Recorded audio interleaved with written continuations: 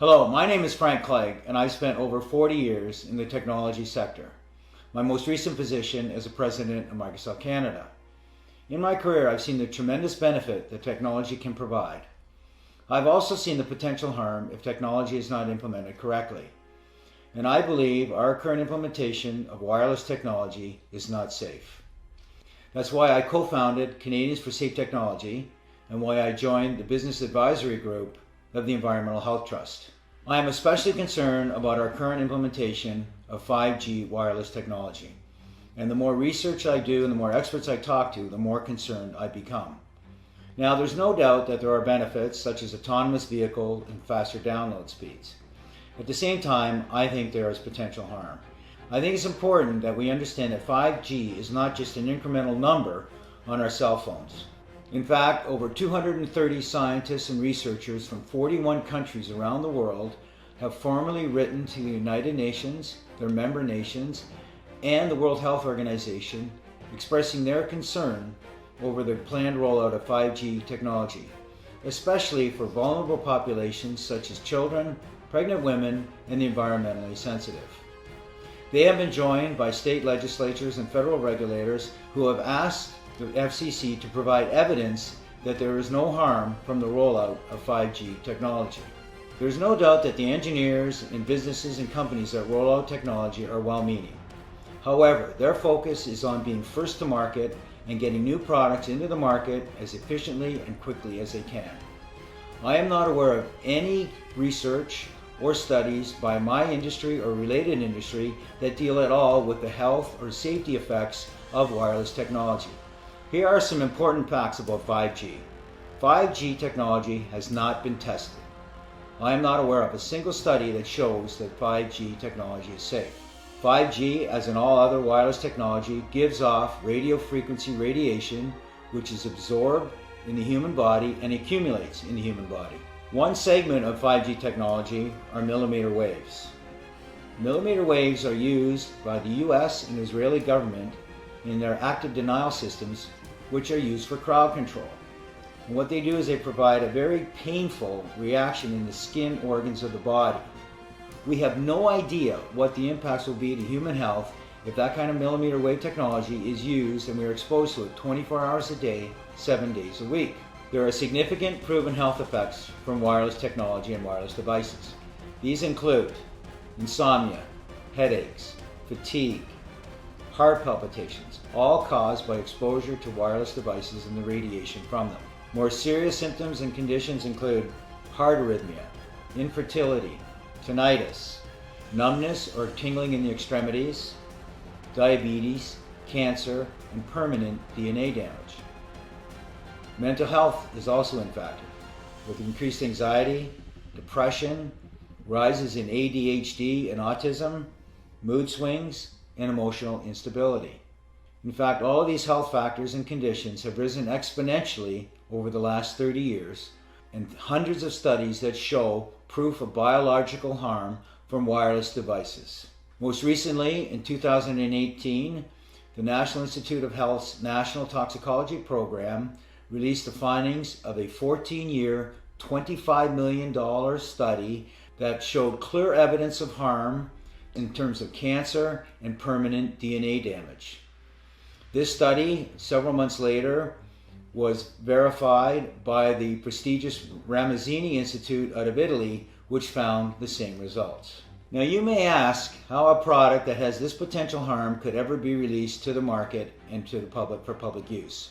Well, the way the process works is the FCC regulates all wireless devices and products associated with them.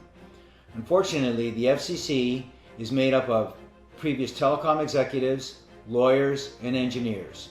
It does not have any scientists or doctors that you would expect to be involved with the regulation of potentially harmful products. In fact, the FCC guidelines are 20 years out of date without any major significant improvement. Countries such as China, Russia, Italy, and Switzerland have safety guidelines that are 100 times safer for their citizens. The FCC guidelines are based on small, short-term, infrequent exposure. They do not worry about the accumulated effects for multiple devices. They don't measure or monitor exposure 24 hours a day or 7 days a week, and they have no special consideration for children, pregnant women, or those who have shown environmentally sensitivities to wireless radiation. In addition to concerns about the guidelines, there is actually no oversight provided by the FCC, and in fact the telecommunications industry is self-policing. So what we are left with is almost a Wild West scenario where the regulations and the guidelines are significantly lacking and the industry is left to its own accord to roll this technology out to the marketplace. In addition to the concerns about the FCC guidelines themselves, the Federal Telecommunications Act of 1996 prohibits any telecommunication company to be sued on the basis of the safety or health of their products. So in other words, there is no liability to the telecommunications industry of any of the impacts of their products. Just last week, the reinsurer Swiss Re came out with their annual forecast, and they specifically identified 5G technology as an upcoming insurable health concern globally over the next 3 years. There is also mounting evidence that the telecommunications industry knew about the potential impacts of RF radiation years ago. And in fact, we're starting to see some of the behavior from my industry similar to what the tobacco industry did over the last few decades. The telecommunications industry has over 500 lobbyists working in Congress and other areas of legislature protecting the industry. Together, all of these issues that I've referenced, plus the general lack of awareness in the general public, have led us to the situation where we are today. So where are we today? Today we currently have a significant amount of exposure in our homes, in our businesses, in our schools, and in most public areas we go to. Cisco has announced and predicted by 2030 there will be over 500 billion wirelessly connected devices in the world. That works out to be almost 60 devices for every person on the planet. Many states and cities around the world are debating and passing legislation about the rollout of 5G technology. And in fact, what we're seeing in the US is at the federal and the state level, they're fast-tracking some of this legislation to support the rollout of 5G infrastructure.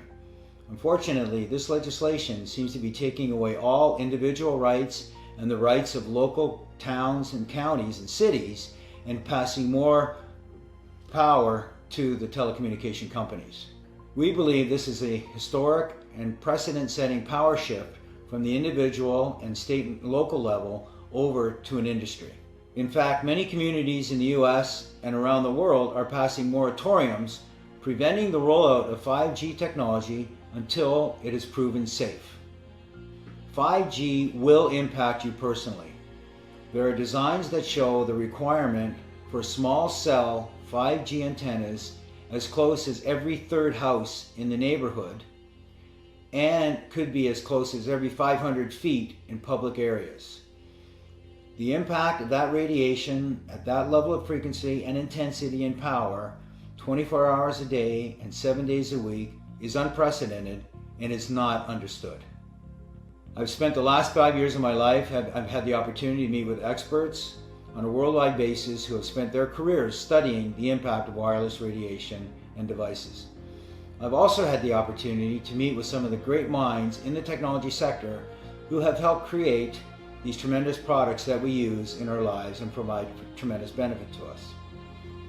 I am convinced that there are safer alternatives available so we can have the best of both worlds. Technology that can provide the tremendous benefits, but technology that is safe. There is no incentive or motivation to provide the research and the funding to look for safer alternatives. So that's why it's up to us to help encourage that investment.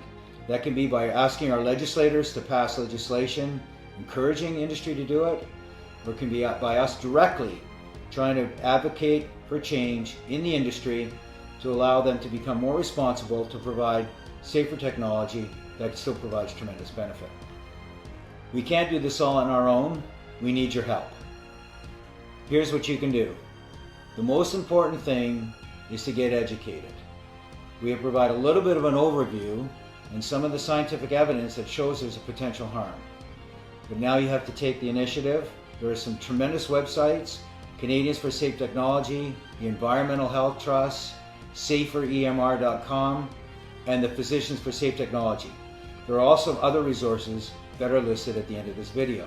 We encourage you to spread the word, share this information, share the video with your coworkers, with your family, with your friends, with legislators at the state, federal level, even your local school boards can have an impact if they choose to engage.